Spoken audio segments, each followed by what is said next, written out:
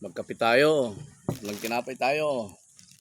Nagpalang umaga, good morning, kalayang kabuhayan.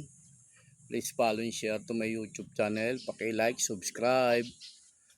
Kalayang kabuhayan, dito tayo. Araw ng Biyernes po ngayon. Ang ating ibang manok ay ating na napakain na lahat. Tapos yung telmo ko na gamot sa tatlo nating sisyo na may mga tapatakan na rin natin sila. Kaya ngayon ilalpasan ko muna yung dalawang lalaki ko dahil nandito naman ako para makagala-gala. Tapos makikita nyo po yung aking mga manok na yun sa may pader. Ayun, mga sisiyo, ayan. Nakakulong po sila, ayan. Tapos yung broodcock po isa, ito andito, ayan, ang broodcock. Nakikita nyo po sa likuran ko, ayan po. Binago ko muna ng ng lalagyanan para maiba naman. Kaya habang tayo nagkakape, nag-almusal, ito. Pa-relax muna tayo. Isipin mo na lang na para sa alaga kong aso. Dahil kanina pa nag-aantay na makakain yan.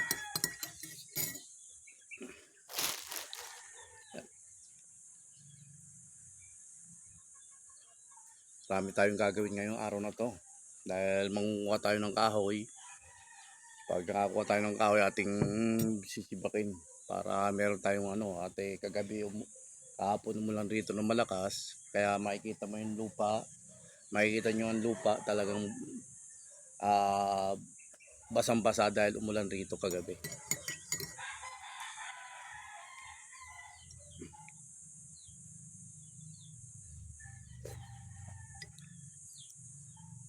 Si Mrs. tulog pa rin si Mrs.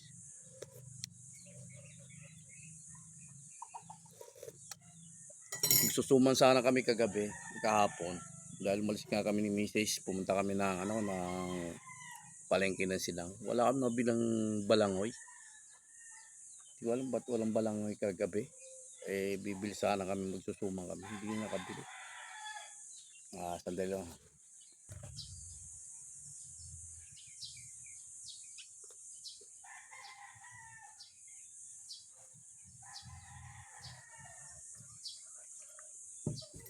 Ating ginagawang pag-almusal natin.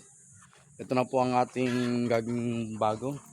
Mangunguha na po tayo ng kahoy ng ating mga panggatong dahil wala na tayong panggatong rito.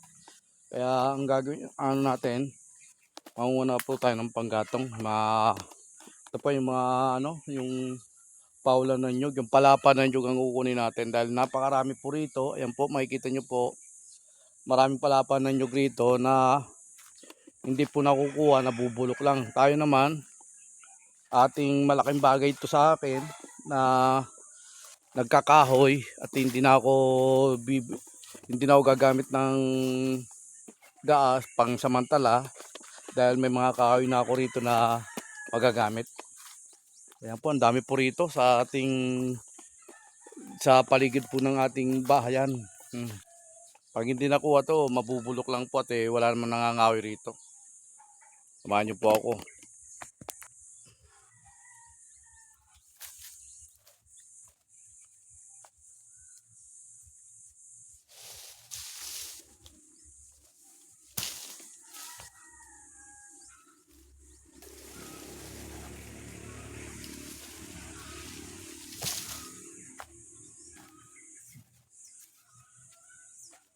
Mahal pa rin po kasi ng gas.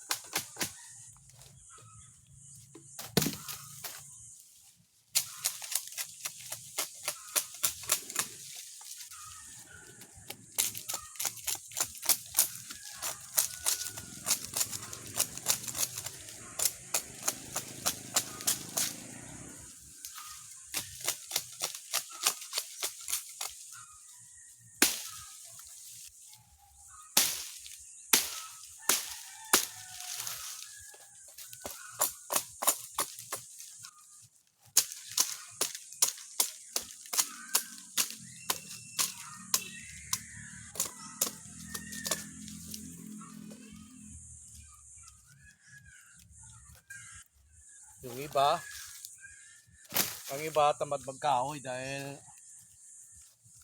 gaya na po nito, oh. Tuyong-tuyo na to. Napakadingas po nitong kahoy na to. Ayan po. Tuyong-tuyo na. Napakadingas po nito. Palapan ng nyug. Ito pa. Oh, ito pa. Oh. Pag pinagpuputol-putol natin to, marami na tong maluluto. Ito. Makakaluto na to na isda. Itong ganitong kahaba. Makakaluto na to na isda o itlog. Itong ganito. Oh. Hindi tayo magbubukas ng kalan. Tsaka nakatipid po tayo sa gas natin. Pag nagpalapa tayo ng nyug na pangluto. Nakatipid po tayo.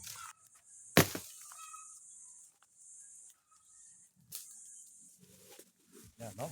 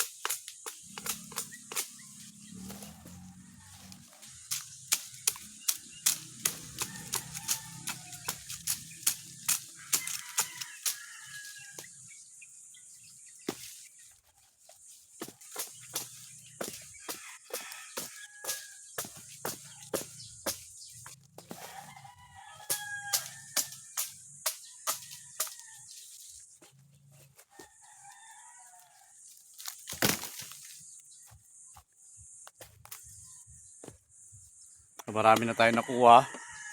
At puputol-putulin natin. Pero marami pang tira. Mangunguha pa tayo.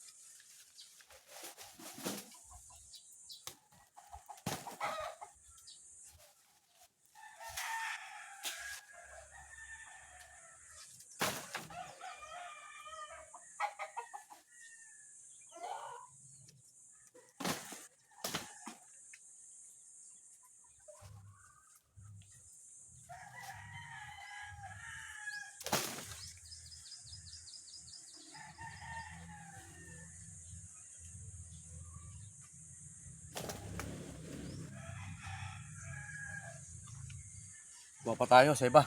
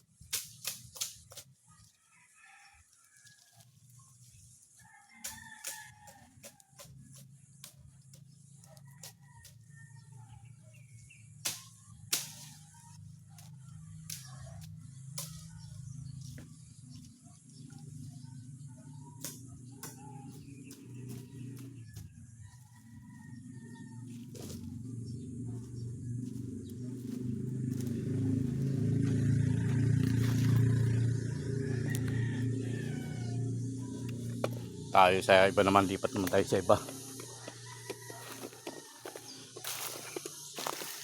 Ito wala na, meron pa rito mga, hanap tayo sa iba. Teka.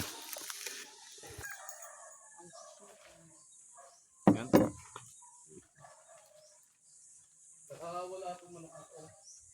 Sino? Yung nagising na ako.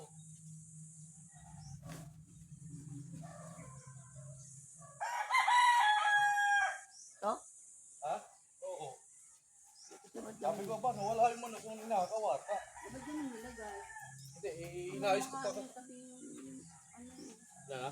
yung hangin. Hindi, inayos ko lang yung lagayan. Yung talian ulit, baka ano. Inayos ko lang ulit. Buti hindi umalis. Hindi, pag-alagala na nga eh.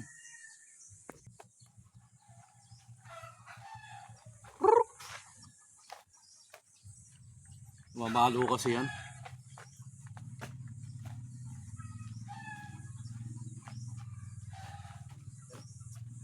Mamalo ito.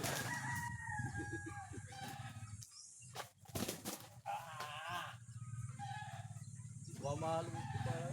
Pero,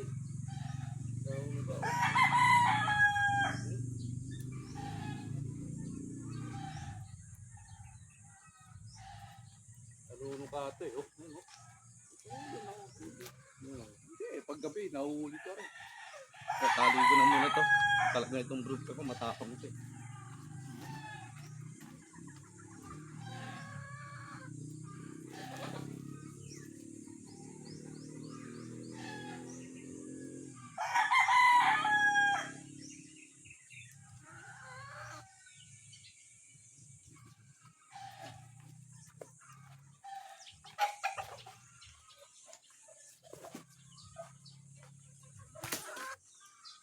So, di pa siya tuyo.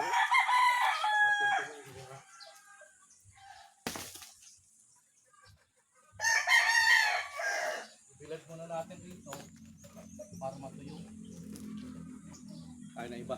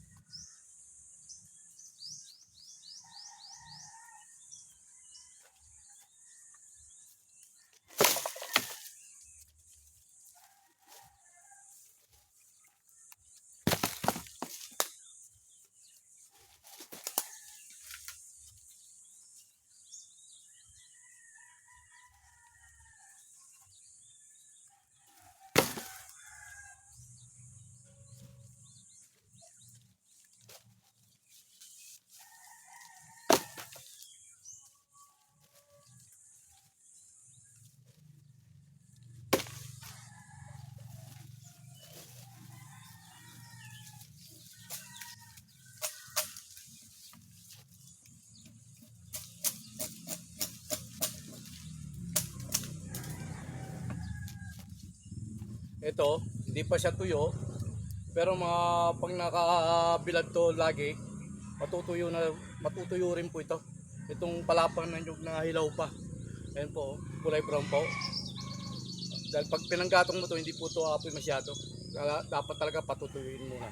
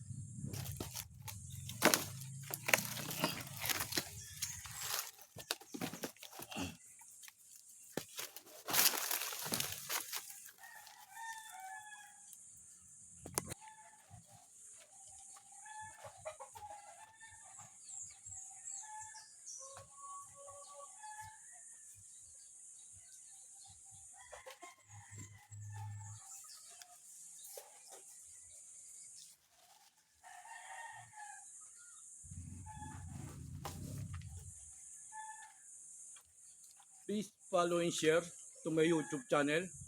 Pinagpalang umaga, kaya nga buhayan. Paki-like po, subscribe. Go go! Pinagpalang umaga, kaya nga buhayan.